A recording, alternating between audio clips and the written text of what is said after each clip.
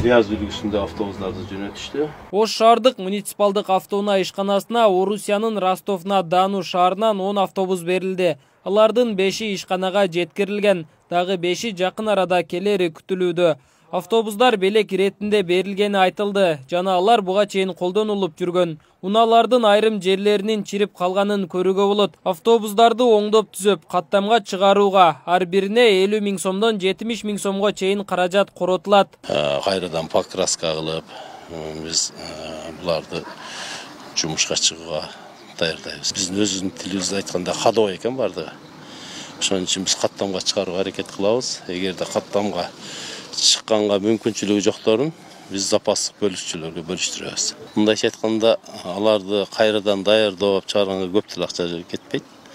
Эми биздин расчеттор боюнча бир 50 000ден 70-80 000дин ортолугунда акча кетет деген түшүнүк немебиз бар. Мындай пока толук биз расчет кылып чыгара элекпиз. Биздин барган командировочныйда алар бизге как брат эми көрөт катары мурунку сүйлөшүлгөн биздин мэрдин, ал жактын мэрлеринин сүйлөшүлгөн сүйлөшүүлөрдүн негизинде бизге 10 автобусту ушул жерге алып келип берүүсүнүн бардыгын бекер берди.